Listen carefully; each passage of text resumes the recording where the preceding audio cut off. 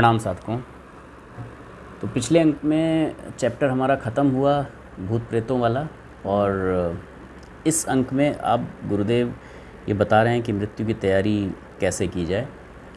तो कई बार मृत्यु की तैयारी से ये समझ में आता है कि जब मृत्यु होने वाली होगी तब की तैयारी कैसे की जाए। यहाँ गुरुदेव ये स्पष्ट करना चाहते हैं, इस अंक में पूरा बताएंगे कि मृत्यु की तैयारी उस दिन तो हो ही नहीं सकती जिस दिन जाना चाह रहे हैं। वो तैयारी तो जीवन भर चलती है, राइट।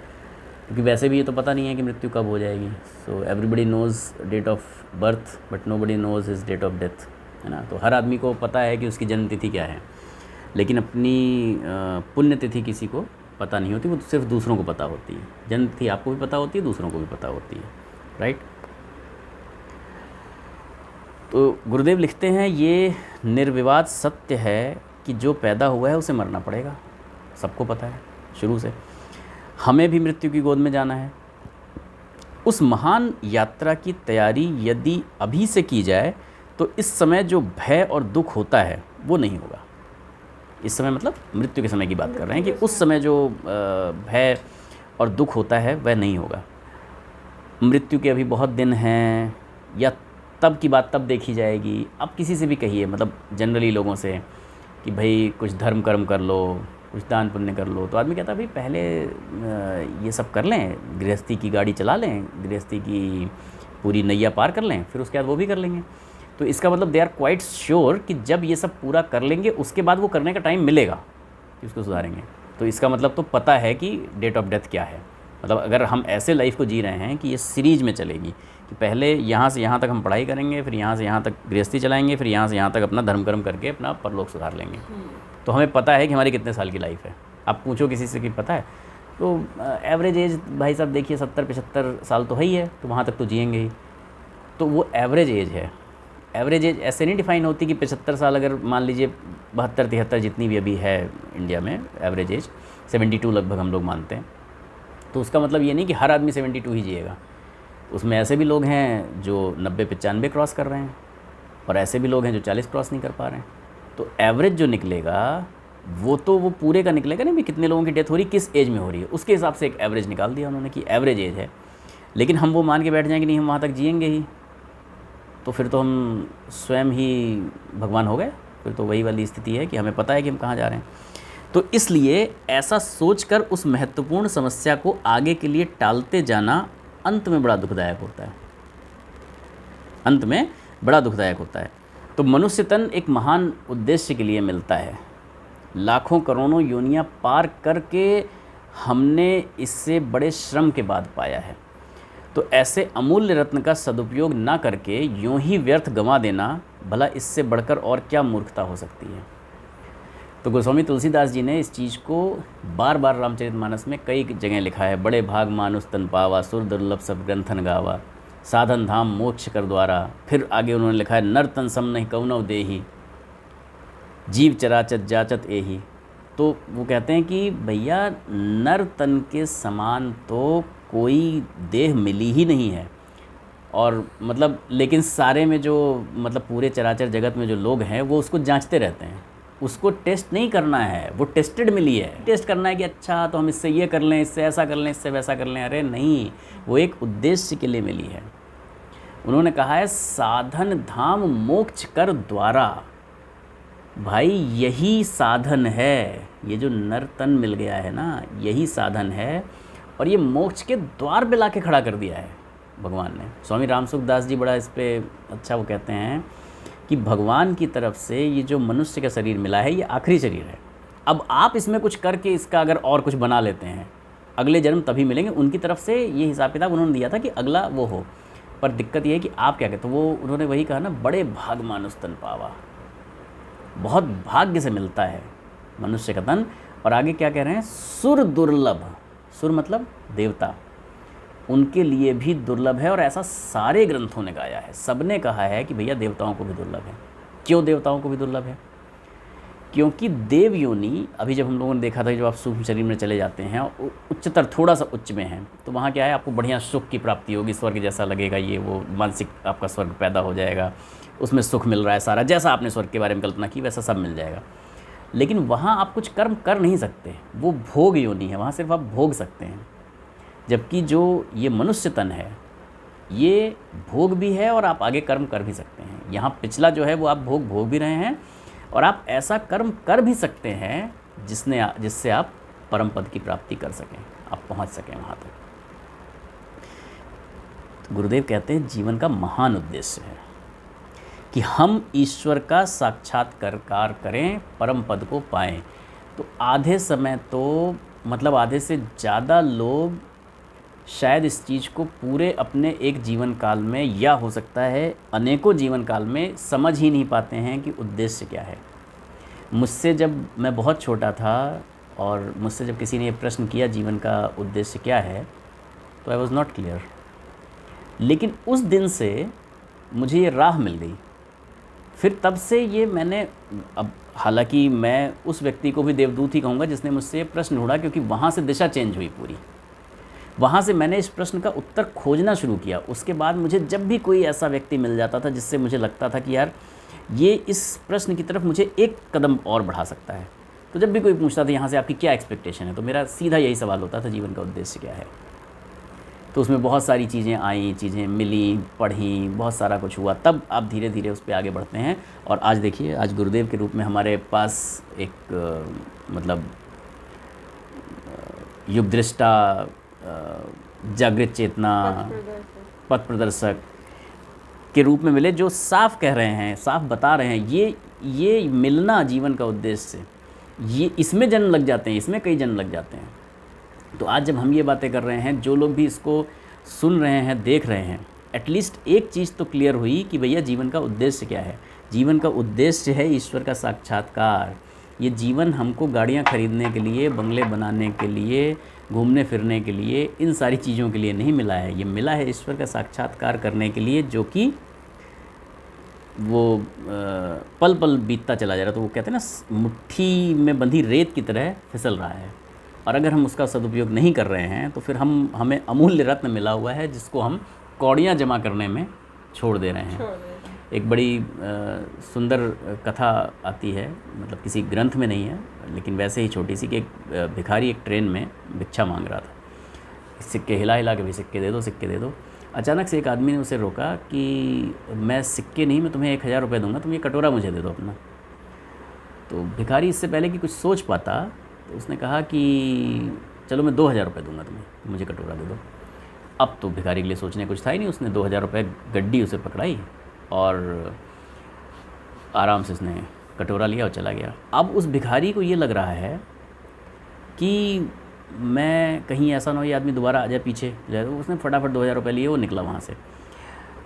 ये व्यक्ति जिसने कटोरा लिया, इसने वो कटोरा पकड़ा, अपने बैग में रखा, वो ट्रेन छोड़ी और दूसरी ट्रेन में बैठा।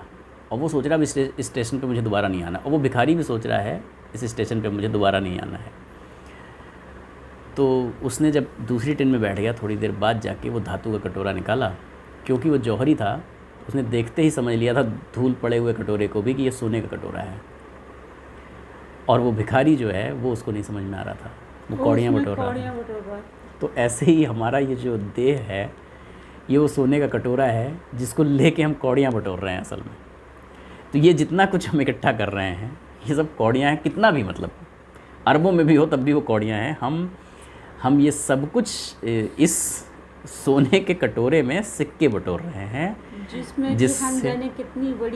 जिससे हम बहुत कुछ कर सकते हैं, परम पद। तो जीवन का उद्देश्य समझें। सबसे पहले जीवन का उद्देश्य है ईश्वर का साक्षात्कार और परम पद की प्राप्ति। किंतु कितने हैं जो इस ओर ध्यान देते हैं? तो मैंने इसको पूरी कथा के माध्यम से कर ही दिया कि ज़्यादातर लोग उस पर धूल चढ़ी हुई है और उसको देख ही नहीं पा रहे हैं कि कटोरा सोने का है।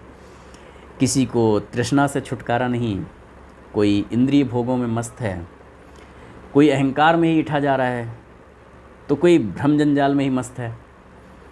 इन विडंबनाओं को उलझाते सुलझाते ये स्वर्ण अवसर, फिर से उन्होंने स्वर्ण से ही तुलना दी, मैंने भी उस कटोरी की स्वर्ण से तुलना दी इसीलिए क्योंकि गुरुदेव आगे स्वर्ण बताने वाले थे कि स्वर्ण अवसर बड़ी तीव्र गति से व्यतीत हो रहा है। तो वही जो मैंने कहा कि आप मुट्ठी में रेत जैसे पकड़िए तो जितनी तेज़ी से सरकेगी उतनी ही तेज़ी से ये बीत रहा है। आपको कितना भी लग रहा हो कि मैं तो अच्छा ठीक है यार, 40 साल तक, 50 साल की उम्र तक पहले बच्चों को सेट कर लूँ, फिर इनको कर लूँ, फिर अपने बुढ़ापे का भी इंतज़ाम कर लूँ, फिर रिटायरमेंट का भी कर लूँ, और फिर जब बुढ़ापा आ जाएगा तो कहूँगा अब क्या करूँ, अब तो कुछ होता ही नहीं, अब तो ध्यान लगता ही नहीं, अब तो मैं सीधे बैठ ही नहीं पाता, अब तो ऐसा नहीं होता, वैसा नहीं होता। और फिर लेती हैं, फिर एक लेवल पे आके ये लगेगा कि चलो अब ये जन्म तो गया, अगले जन्म में देखेंगे।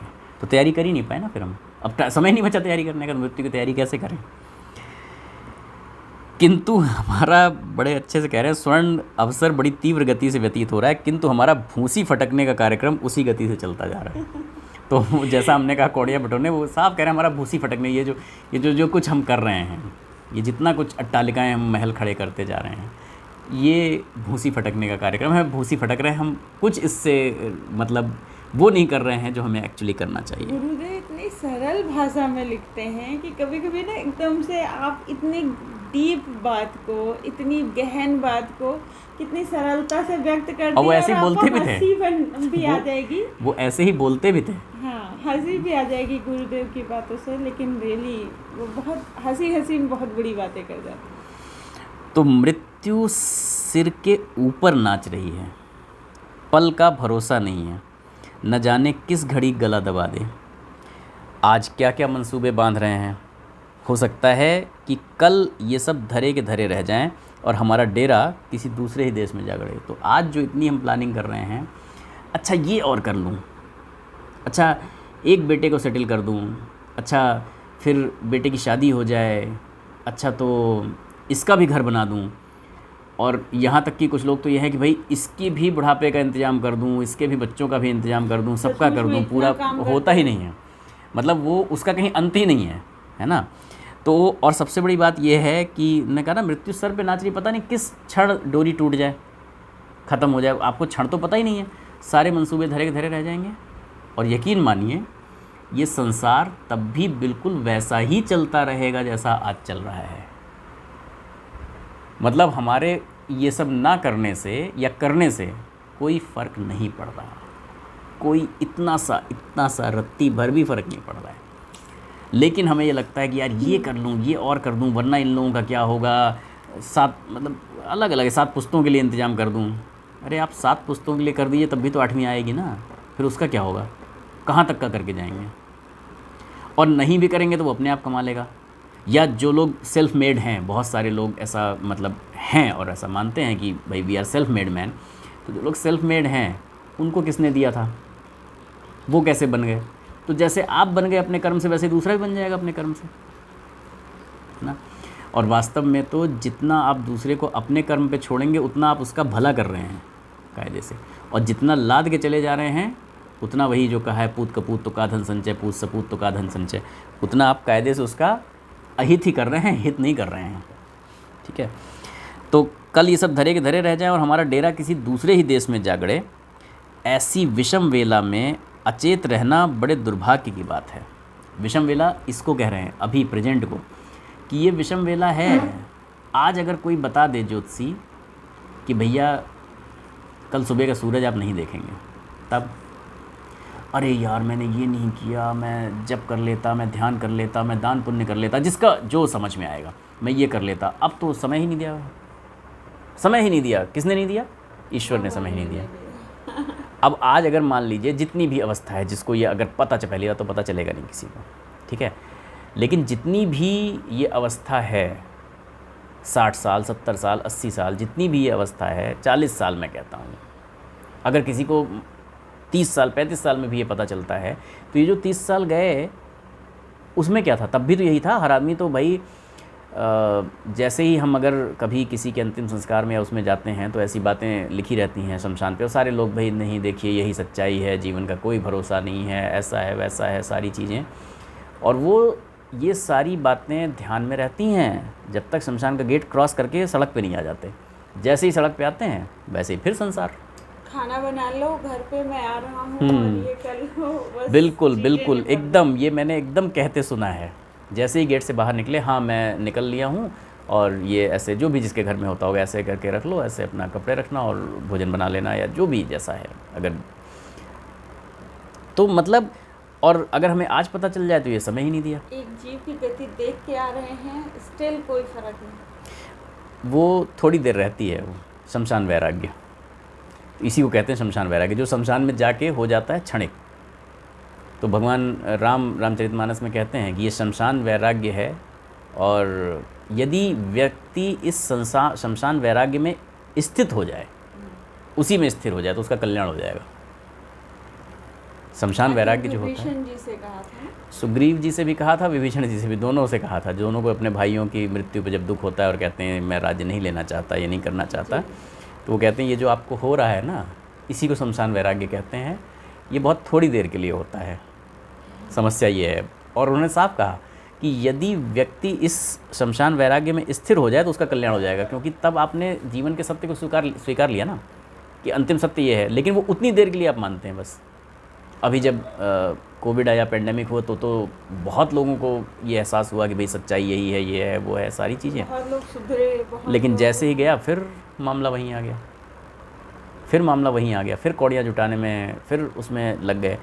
तो इसका बिल्कुल भी ये तात्पर्य नहीं है कि हमें कमाना नहीं चाहिए या कमाना कोई बुरी बात है। कमाना चाहिए, सब कुछ करना चाहिए, लेकिन जो कुछ भी कर रहे हैं वो उद्देश्य को ध्यान में रखना चाहिए कि उद्देश्य मेरा परम पद प्राप्त करना है, मैं उसकी दिशा में कितना आगे बढ़ाऊँ। बाकी जो जीवन निर्वाह है वो तो चल ही रहा है, वो करना पड़ेगा, उसका ऐसा नहीं है, मतलब इसका बिल्कुल ये नहीं है कि नहीं आपको किसी को पैसा कमाना ही नहीं है तो संसार की गति रुक जाएगी। पैसा कमाना है, सब कुछ करना है, लेकिन संसार में उस तरीके से लिप्त नहीं होना कि मेरा यही मतलब उसी को उद्देश्य नहीं बना लेना है। कर्म क्या तो प्रावधान खुद ईश्वर ने दिया है, कर्म करना आपके लिए नियंता ने नियमित किया है, बट वो करना है, लेकिन मुद्दा ये है भी अकर्ता रहने की बात है। करते हुए भी अकर्ता। दूसरी बात ये है कि हम ये मान लें कि हम जीवन में आए ही यही पैसा कमाने, घर बनाने, उसके लिए, और जैसे ये पूरा हुआ भाई मेरे 90% लोगों को देखिए, जब वो लाइफ के गोल अगर आप उनसे लिखने को कहिए तो वो कैसे लिखेंगे? जब बिल्कुल स्टार्ट हो रहा होगा जीवन, तो पहले मुझे घर बनाना है, गाड़ी लेनी है, फिर बच्चों की एजुकेशन करानी है, बच्चों की शादी करनी है, अपने रिटायरमेंट का इंतजाम करना है। लाइफ गोल ख़त्म, यहीं पे आके लाइफ गोल ख़त्म हो जाता है, इसके आगे लाइफ गोल ही नहीं है। तो मैंने कहा ना कि ये बात जो गुरुदेव यहाँ पर लिख रहे हैं कि जीवन का उद्देश्य ईश्वर का साक्षात्कार करना है और परम पद को पाना है, उस दिशा में तो कोई प्रयास ही नहीं हो रहा है ना। उद्देश्य ही हमने पैसा कमाना बना लिया है। पैसा कमाना एक साधन है, क्योंकि धरती पे आप रह रहे हैं, शरीर को जीवित रखना है तो भोजन चाहिए, उसको सर्दी गर्मी से बचाना है तो बरसात चाहिए। ये आवश्यकताएं हैं, आवश्यकताओं को हम उद्देश्य बना लेते हैं और वहीं फंस के रह जाते हैं। आगे गुरुदेव लिखते हैं, पाठकों अब तक भूले पर अब मत भूलो। अब वो डायरेक्ट बात करने अब सीधा कह रहे हैं, अब तक भूले पर अब मत भूलो। मैं वही कहता हूँ कि आज हम मतलब पढ़ रहे हैं तो हम जागे, जो लोग सुन रहे हैं वो जाग जाएं, उनमें से जितने भी लोग जाग जाएं, कोई एक भी जाग जाए तो हमारा उद्देश्य सफल हो जाए। बस 1% जाग जाए तो बहुत ही अच्छा हो जाए, 1%, हाँ, तो हम सबका कल्याण हो जाए, हमारा और जितने लोगों का है। उद्देश्य वही है, वो वही लिख रहे हैं, पाठकों अब तक भूले पर अब मत भूलो, आंखें खोलो, सचेत हो, जीवन क्या है, हम क्या हैं, संसार क्या है, हमारा उद्देश्य क्या है, इसको समझो। कभी शायद हो सकता है 60% लोगों ने इस जीवन दुनिया में इस पर कभी विचार ही नहीं किया होगा। 60% शायद हो सकता है, मैं कम कह रहा हूँ, हो सकता है 90% लोगों ने कभी इस पर विचार ही नहीं किया होगा। लोग ज़्यादातर, जैसे मैंने कहा कि आप 90% लोगों से कहिए अपने जीवन का उद्देश्य लिखो, तो मैंने आपको ये 5 उद्देश्य बताए हैं, इसके बाद ख़त्म हो जाएगा। और किसी का कुछ हो सकता है कि मैं चैरिटी करूँगा, या ऐसे कुछ हो सकते हैं कि मैं एवरेस्ट चढ़ना थोड़ा और आप आगे पूछें, मैं एवरेस्ट चढ़ना चाहता हूँ, मैं स्काई डाइव करना चाहता हूँ, मैं अपना प्लेन ख़रीदना चाहता हूँ, उड़ाना चाहता हूँ, चाँद पे जाना चाहता हूँ, ऐसे कुछ बड़े बड़े भी बता सकते हैं। लेकिन ये आए जो हम आज पढ़ रहे हैं, 10% अगर मिल जाए, बहुत बढ़िया बात है, बहुत बड़ी बात है। इन प्रश्नों को उतना ही महत्वपूर्ण समझो जितना कि रोटी को समझते हो। वही जो हम अभी बात कर रहे हैं, भाई रोटी कमाना उद्देश्य बना लिया ना जीवन का, तो जितना रोटी को समझते हो कि भाई जीवन के लिए रोटी ज़रूरी ना, जिंदा रहने के लिए, क्योंकि कमाना इसलिए है क्योंकि जीवन ही नहीं रहेगा। जितना रोटी को समझते हो, इन प्रश्नों को उतना ही महत्वपूर्ण समझो। निरंतर इन प्रश्नों पर विचार करने से आप उस मार्ग पर चल पड़ेंगे जिसे मृत्यु की तैयारी कहते हैं। तो यही कन्फ्यूजन था ना कि मृत्यु की तैयारी क्या है। मृत्यु की तैयारी मतलब ये नहीं कि वो उसका कफन का और उसका इंतज़ाम करना है, वो तो लोग कर ही देंगे, उसकी तो कोई समस्या ही नहीं है, बेसिकली वो आपकी बॉडी से रिलेटेड है, उसे कोई ना उसको कोई कर ही देंगे। मृत्यु की तैयारी ये है, जब इन प्रश्नों पर विचार करेंगे तब आप उस मार्ग पे चल पड़ेंगे। वो क्या था, बड़ा अच्छा एक लाइन थी, सज धज के जिस दिन मौत की शहजादी आएगी, सोना काम आएगा न चांदी आएगी। तो जितना सोना चांदी जुटा रखा है, वो जिस जिस तिजोरी में, जिस जिस लॉकर में रखा है, हो सकता है अगर ऐसा कहीं रखा हो कि किसी को बताया भी ना हो, तो हो सकता है वो वैसे ही वहीं मिट्टी हो जाए, है ना। बता रखा होगा तो बहुत अच्छी बात है। बहुत सारे लोग ऐसा भी कुछ रखते हैं ना कि जो किसी को नहीं बताया, तो कई बार वो बताने का मौका ही नहीं मिला, तो फिर वो अलग पिछले अंकों में हमने देखा है कि फिर क्या गति होती है। वो बताने तो के लिए भी फिर वो पहले ही बता देना हाँ, चाहिए कि भाई गुरुदेव एक दिन का भी सहारा नहीं है, कि कोई नहीं बता सकता कि अगले दिन भी आप आएंगे, उठेंगे नहीं उठेंगे, सोएंगे, सोकर बस उठेंगे कि नहीं उठेंगे इसी इसका भरोसा समय नहीं। जो करना है कर दीजिए, एटलीस्ट बता दीजिए लोगों को, ताकि मतलब अरे उसके लिए आपको खंडहरों में और न छुपाना भटकना क्या पड़े। है, छुपाना क्या है, छुपाना क्यों है? वो रह तो यहीं जाएगा तो है ही नहीं ना साथ में। तो गुरुदेव यही लिखते हैं कि कमाना बुरी बात नहीं है, अपनी आवश्यकता से अधिक संग्रह खराब बात है। हाँ, आप करके देखिए, आवश्यकता से अधिक संग्रह अगर आप करते हैं ये इन कांच के टुकड़ों का या कागज़ के टुकड़ों का, तो ये आपका भौतिक सुकून भी, मानसिक सुकून किसी न किसी तरीके से छीन लेंगे। और उसका फिर एक ही उपाय रह जाता है, दोनों हाथों से दान करना। पानी बाढ़े नाव में, घर में बाढ़े दाम, दोनों हाथ उलीचिए यही सयानों का। नाव में पानी बढ़ जाएगा, अगर नहीं करेंगे तो नाव डूब जाएगी। तो वैसे ही मतलब अच्छे जीवन की गाड़ी भी डूबने, मतलब जीवन की गाड़ी नहीं डूबेगी, अच्छे जीवन की, अच्छे से नीचे आने लगेगा। वो भार है उसका, तो भार दबा देगा फिर आपको। तो उसका बंधन आज से सोचना होगा, जो तैयारी हमको कल से करनी है। आपकी मृत्यु का समय निर्धारित नहीं है, जो अभी अभी आपने कहा कि भाई एक क्षण का भरोसा नहीं है, अभी बता दीजिए ताकि ऐसा कुछ तो ना हो। और फिर मैंने कहा कि संग्रह करना ही क्यों है, क्यों छुपाना है, क्यों बताना है, वो नहीं आना हमारे काम। इसलिए उसकी तैयारी आज से, इसी क्षण से आरंभ करनी चाहिए। तो गुरुदेव लिख रहे हैं कि आपकी मृत्यु का कोई समय निर्धारित नहीं है। जैसा मैंने पहले भी कहा, we all know our date of birth, but no one of us knows date of death.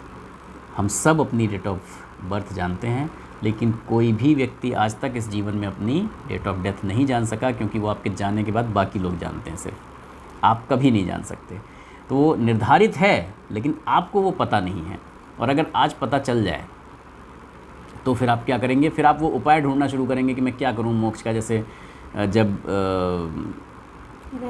राजा परीक्षित को पता चल गया था कि भाई आज से 7वें दिन आपको तक्षक नाम का नाग जो है वो डसेगा, तो अब वो यही खोजते घूम रहे हैं कि मैं इन 7 दिनों में ऐसा क्या करूं कि मुझे मोक्ष प्राप्त हो जाए। तो इसका मतलब जब हमें पता चलेगा तभी हम शुरू करेंगे क्या? भाई पता तो हमें जिस दिन हमने होश संभाला उसी दिन से पता चल गया ना कि मृत्यु, इस पूरे संसार में अगर कुछ शाश्वत सत्य है तो वो है मृत्यु। और बाकी सब चीज़ें बदल सकती हैं, मतलब ये नहीं बदल सकता बस। शायद वो नियत समय नहीं पता है हमें, लेकिन हर व्यक्ति को पता है कि उसको मृत्यु आनी है। तो वो अगर वो उस पहले दिन से ये समझ ले कि मेरी मृत्यु होने वाली है, हम तो फिर अगले खत्म हो क्षण जाएगा को सारा। माने, हम अगर ये माने कि अगले क्षण मृत्यु है, तब आप क्या कर्म करेंगे, बस ये है तैयारी मृत्यु की। यदि आप ये माने कि ये क्षण जो मैं बोल रहा हूँ इसके अगले क्षण में मृत्यु है, तो आप क्या बोलेंगे वो बहुत मीठा होगा, वो बहुत मधुर होगा, वो सत्य होगा, वो कभी झूठ नहीं होगा। जो करेंगे वो हमेशा आदमी को, अगर हाथ उठेगा तो आशीष देने के लिए उठेगा, मदद के लिए उठेगा, किसी का अहित करने के लिए कभी नहीं उठेगा। तो अगर आप हर क्षण में ऐसे जीना शुरू कर दें तो आज हम लोगों ने देखा कि मृत्यु की तैयारी कैसे की जाए। अभी थोड़ा सा अंक शुरू हुआ है, आगे गुरुदेव और इस पर प्रकाश डालने वाले हैं अगले अंकों में कि किस तरीके से हम कैसे एक एक चीज़ को लेकर आगे बढ़ सकते हैं और ये सुनिश्चित कर सकते हैं कि हमें मुक्ति मिल जाए, हमें परम पद की प्राप्ति हो जाए। तो आपके साथ साथ हम भी इसको आगे रिवाइज़ करते जा रहे हैं, देखते जा रहे हैं। और यदि ये जिज्ञासा मन में बनी हुई है तो आप समझ लीजिए कि आप प्रभु के चरणों के बहुत करीब हैं और हम सब धीरे धीरे वो नियत स्थान की तरफ बढ़ेंगे और प्राप्त कर लेंगे। जब तक सांसें हैं तब तक तो प्रयास जारी ही रहेगा। तो बने रहिए हमारे साथ, आगे इन चीज़ों पर और प्रकाश डालने के लिए हम लेकर आएंगे अगले अंक में। तब तक के लिए प्रणाम।